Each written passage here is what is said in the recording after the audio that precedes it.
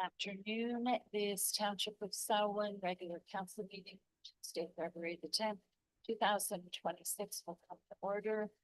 We respectfully acknowledge that we are on the treaty and traditional territory of the Mississauga and Anishinaabe. We offer our gratitude to the First Peoples for their care for and teachings about our earth and our relations. May we honor those teachings. Please observe a moment of silence so that council staff, members of the public quietly reflect on our duty to the community that we are trying to serve.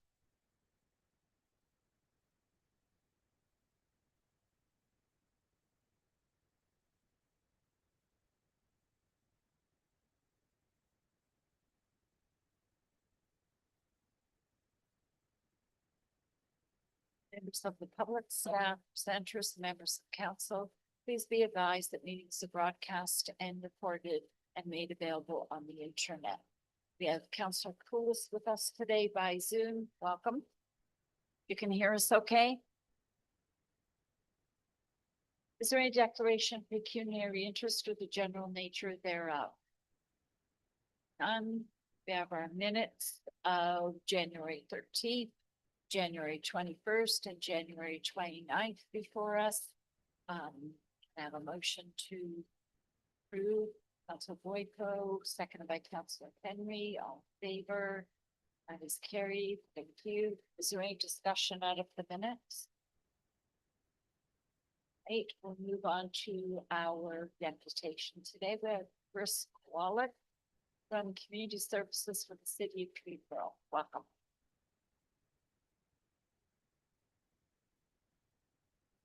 Thank you, Mayor and Council. Appreciate being here. I'm here with Teresa McDonald, the Social Assistance Manager in Social Services, making around all townships and different managers coming to different delegations.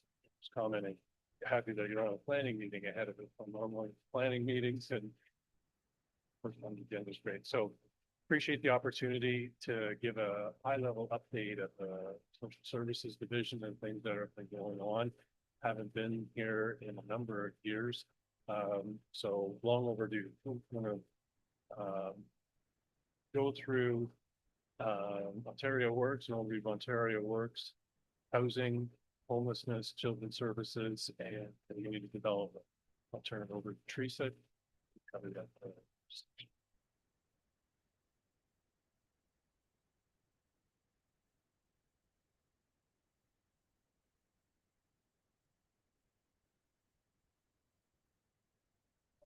So the Ontario Work Program are rates for me relatively that we have on.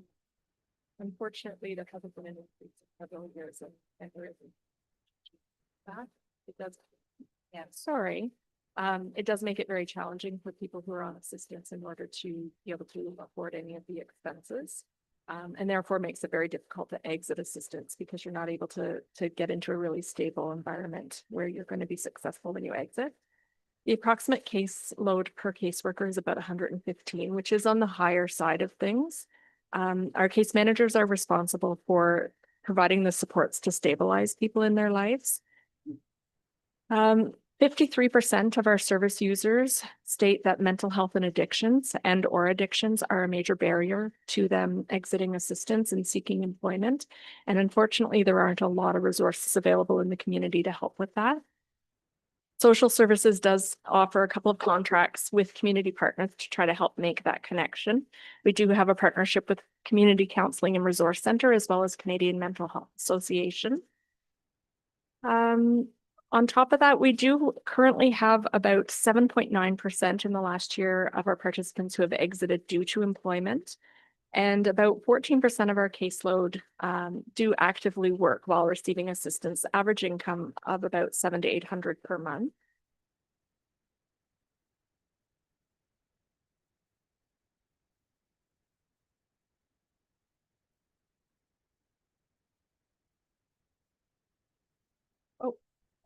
This next slide represents our caseloads over the last 4 years.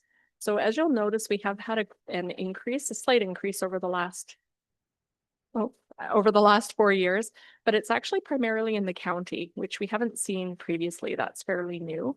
So we have approximately 200 new applications across the city and county of Peterborough each month, and slightly less than that exit from assistance. And so that's where we see the increase. And this slide represents the caseload sizes in each municipality. And so they are increasing, but the proportion in each municipality remains about the same. I think we have listed that Selwyn has 133. I think we're up to about 144 right now, primarily made up of singles. And the second largest group is sole support families. Okay, I'm going to hand it over to Chris.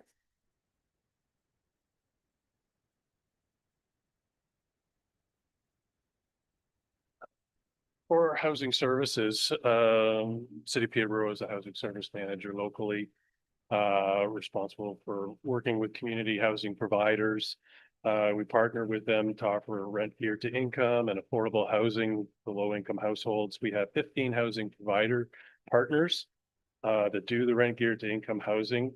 Peterborough Housing Corporation, who is our local housing provider, operates 11 affordable housing buildings, and also work on delivering or managing our centralized wait list.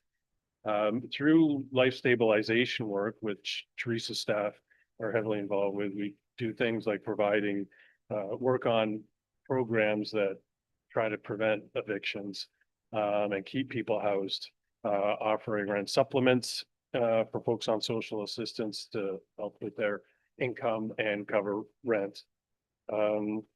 These are time limited, and it's meant to try to help stabilize people in their housing and divert them from homelessness. We are in the process of just starting to work on our 10-year housing and homelessness plan. We've had one for quite a number of years and we're renewing that. At this time, housing and homelessness staff are just got approval to start working.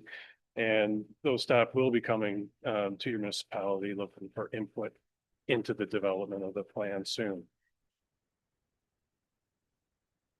In relation, the housing continuum is how we look at the various options that are available to people. The housing division looks at from transitional housing through to supportive housing, rent geared to income, and affordable rentals. That's kind of the range they stick within. You know, the housing, transitional housing is people coming out of homelessness situations or very troubling situations. Supportive housing, those folks that are receiving services to help them deal with issues. Thrive is one of the partners that working with people with disabilities in a lot of cases as one of those supportive housing units. And then the rent geared to income housing PRC is very involved with those. As the housing service manager here, we work under the Housing Services Act. As part of that, we help manage, we have a minimum that we manage of 1,569 rent geared to income units in the city and the county. Peterborough Housing Corporation, as our local housing provider, they have almost 4,000 residents within their buildings. This is a slide that just gives an overview of the ones in the county that actually I should mention a couple of other things on this slide, sorry, or related to our community housing. One of the big things that is happening now is many of the mortgages are coming up on a lot of the buildings, and we're negotiating with those service providers to get into 10-year contracts with them to keep those affordable units and the units that municipalities invested in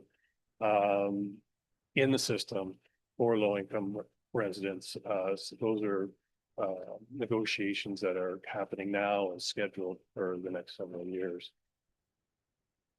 Again, this is a list of the various social housing units and buildings that are in the county. For homelessness, the continuum is certainly, housing continuum is certainly earlier in the housing section. We're connected to homelessness. emergency shelters, and then transitional housing.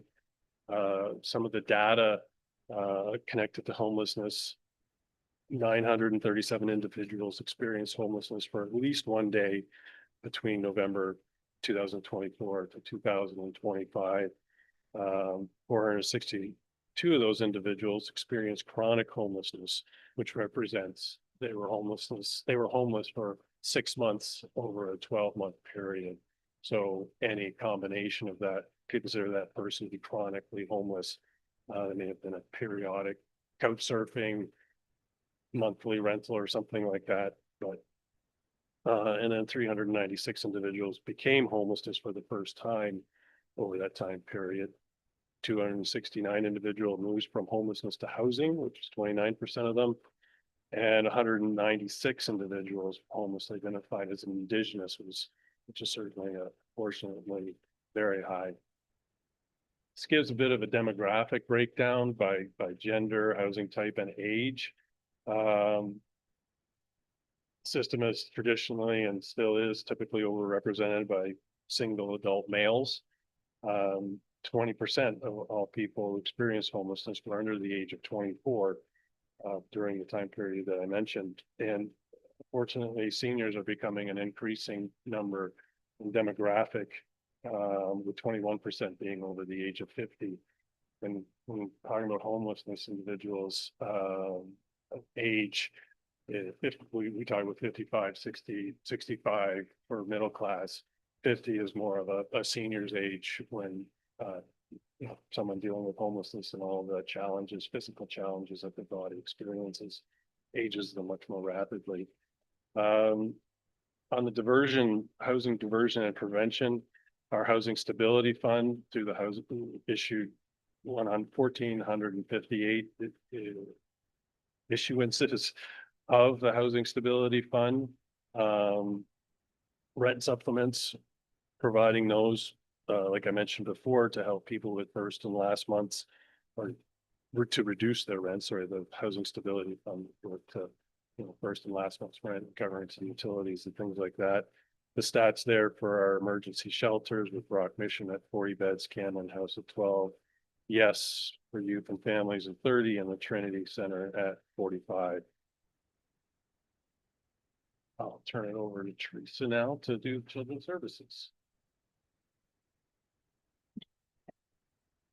Okay, so for children's services, the introduction of the Canadian-wide Early Learning and Childcare, which is CWEL, I'll refer to it moving forward.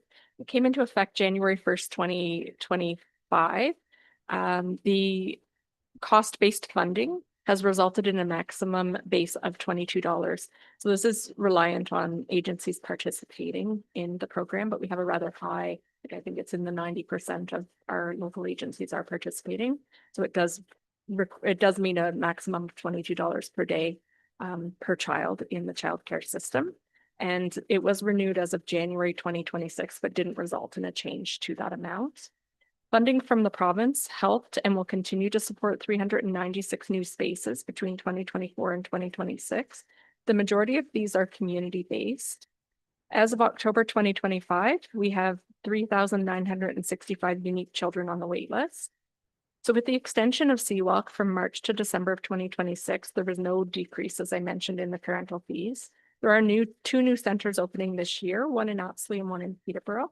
And we are working on trying to double check and correct our wait list because we do know there are some duplications on there. So it's not 100% of an accurate number, but we are working on that this year. The Ministry of Education developed a new funding model, and this model replaces the previous revenue replacement approach to licensees being funded based on eligible costs incurred during the year, up to the maximum determined by formula and benchmarks. Local priorities funding and to support children aged 6 to 12 and early childhood educators in the workforce, as well as to support services such as special need resourcing and capacity building continues in 2026. And the initial 5-year agreement does come to an end in December of this year. And then the Early On program. So funding for these free family programs hasn't had a really significant change since 2019. The result of that is with costs rising, it is more difficult for these programs to continue to operate their full service. If there isn't more funding provided by the government in 2026, we anticipate that they will have to reduce the services that they're able to provide in the program.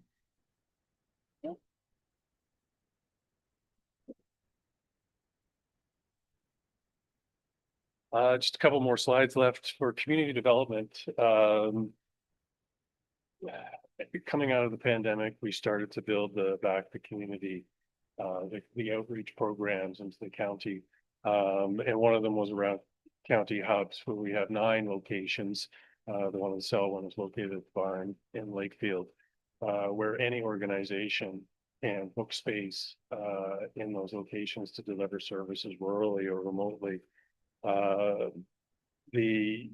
We piloted a drop-in program at 4 locations, Havelock, Norwood, and Apsley. We still have staff there once a week for people to drop in, ask any questions. That could be about social services, could be about any kind of human services. Our staff are well versed and knowledgeable on all kinds of services that we may not necessarily deliver, but would be able to help them navigate systems, whether it be health, seniors, mental health, addictions, whatever it may be.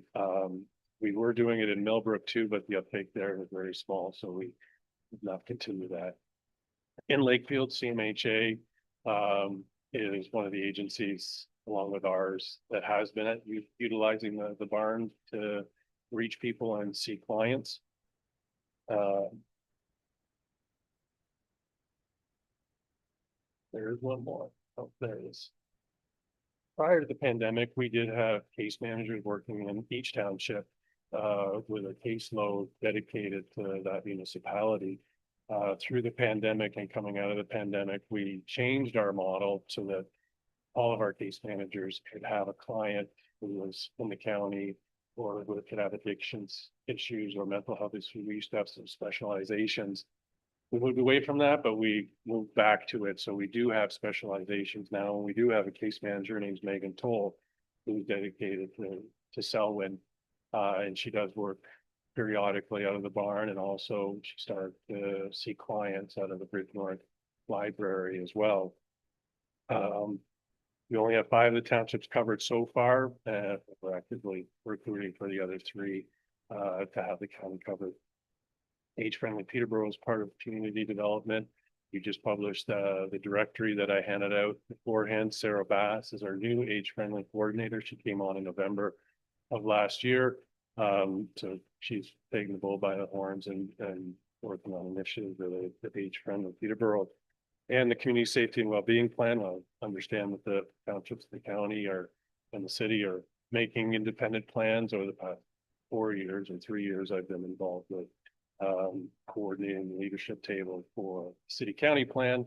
So I added it on there, knowing that our plans, yours and the cities, is due July 1st. So Teresa, I'm more than happy to answer any questions that council may have.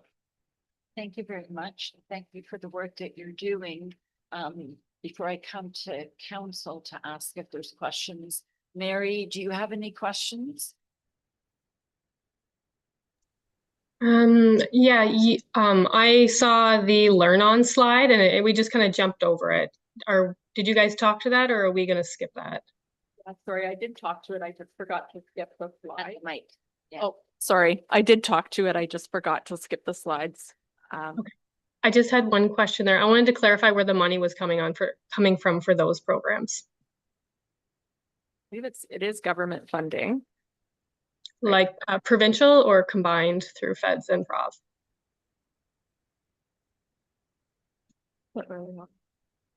It is provincial funding. Okay, thank you. Are there any questions from council? Yes, Mayor. Thank you, through you, Mayor. Thanks for the presentation, Teresa and Chris. Very informative. Lots of good information. Teresa, a couple of questions for you. With respect to Ontario Works, do those individuals also qualify for rent supplements? And what other supplements or support could they get from social services bureau to the county? Through the mayor, thank you for the question. So It really depends on someone's individual circumstances. We are working very hard. We do currently have a case manager whose full-time job it is to try to maximize the use of our rent supplements. And she's doing that by ensuring that those who should be receiving the government subsidies are receiving those, so that it frees up more of our municipal subsidies to people who might be in more precarious situations. So it's not particularly that every single person would receive a subsidy. We do know that about 95% of the service users who are renting in the private market, which does mean that affordability is a major concern for them. So where we have people come forward who are struggling to cover their costs, we do try to match them with a subsidy, but there isn't always the funding for it is not always open. It does maximize, and then we do have to close it. We do also provide childcare subsidy to help with those who might be working, who are on assistance. We have a very small percentage actually of our service users who are actually in subsidized housing. I think it's probably about 10% of our service users are in subsidized housing, and the wait list for that is extremely long. We do honestly use a lot of Housing Stability Fund to try to support service users, recognizing that it's really, really hard. Like a single person receives $733, and that's for food and shelter. You can't rent even a room at that rate at this point. So recognizing that there isn't enough money to go around, really our largest challenge and goal is to help people find other sources of income, making sure that they've completed their taxes so that they're receiving any benefit that they might be eligible through the government. People who aren't likely to head towards employment for medical reasons, trying to support them through programs to access Ontario Disability and increase their income there. And then wherever possible, making referrals to Employment Ontario to try to help individuals at least have some sort of income, because it doesn't come off their assistance at 100%, which again can help somebody to cover their costs. But it's not, it really is dependent on the person's circumstances as to what route they might take. You made a comment around and provide statistics that's showing that the caseload is increasing in the county. And I think we've seen that over the last few years. And part of it is because I think rental housing is cheaper for the county, so they can afford to get a better place for less money. And so it's driving people into lower cost housing in the county. So the other question was around child services as well. So I know the public health has a child and family services program. I think it's newborn mostly. How does that link into the $22 funding, daily funding? Is there a link there? Do you work together, or is it completely separate program? Through the mayor, it is a completely separate program, but we do work together in partnerships. So part of the I forget if it's Healthy Babies at this point, or what it's called. Yeah. But through our local, we actually do provide them with some funding each year to help low income individuals who are at risk with costs of car seats, that type of thing. It's minimal, the funding that we do offer, but there's no direct connection between programs other than, trying to partner together on things that make sense in order to support service users. Randy, question? If I may just add, our children's services manager, who our colleague is very integrated in the various committees and with public health and anybody else involved with services to the children. Thank you, through you, Mayor Sennis. Thank you for the presentation. Just looking through it with the 7.9 or 8% people or cases that are closed due to employment opportunities. Do we see, is there a rating or ranking of those that step back into the program? What's the success rate on that 8%? Through the mayor, we don't specifically track the number of those who exited to employment who come back on, but we can, I can say that the number of returns after an exit for any reason is sitting at about 35% for our region. which is above the provincial average, but lower than like it is. We do see it going down, which is positive, but it's still a rather high percentage. And I do think that the rates aren't such that people are really stable in their situation when they exit assistance. And so it doesn't take a lot for someone's situation to reach a point where they have to return to assistance. We do our best to offer emergency assistance and one-time options, housing stability fund to try to help with that. But that doesn't always fit that gap depending on what the circumstances are. Thank you. And a follow-up, further through the presentation with homelessness, 21% of our homeless are urban indigenous. That's twice the provincial average. I'm just wondering with that, do we have supports in place working through the No-Go Center and the Urban Indigenous Action Plan? Similar to the answer for Children's Services Manager, or Housing Manager, or Homelessness Manager, they're networked in with all organizations. And if she was here, named Jocelyn Blasey, I can get more details from you in how those connections are made and what those service, the sharing model might look like. I don't have any details on that at this point, but I can follow up with the clerk to get you that information. Thank you. I appreciate it. Right, are there any other questions? Seeing none, I would look for a motion to receive presentation. Deputy Mayor Black, seconded by Councillor Boyko, all in favor. That's carried. Thank you very much. Thank you for having us. Madam Deputy Clerk, do we have any questions that have come in? We've received no questions. Thank you. We have consent items before us, and I'd like to pull 6A1 to speak to it. Is there anything else anyone wants to pull? So let's approve everything but that particular item. If I can have a motion. Councillor Boyko, seconded by Councillor Poulos. Okay, all in favor? Get you on the minute. All right, 6A1, I wanted to speak to it. It's correspondence received from resident Linda Eels regarding winter control. Ms. Eels has advised that following the February 5th draft budget meeting, no further action is required on her correspondence. And I would request that the resolution reflect this when you're sending an answer back to her. Madam Deputy Clerk. Yep, we can absolutely do that. We'll need a mover and a seconder for that motion. Sorry. We'll need a mover and a seconder for that motion. All right, someone, Councillor Boyko, second by Deputy Mayor Black, all in favor. That's very thank you. Now moving down to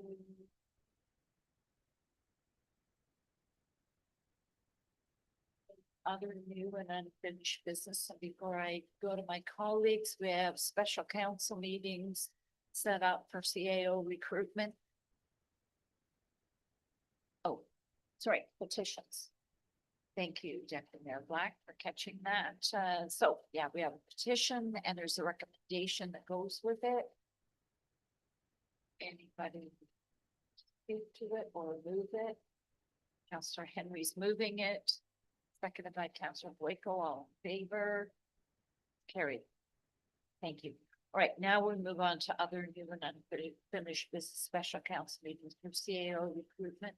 We have February 17th at 10 a.m., March 11th at 1 p.m., March 25th at 8:30 a.m., all day meeting, March 31st, 2026 at 9 a.m.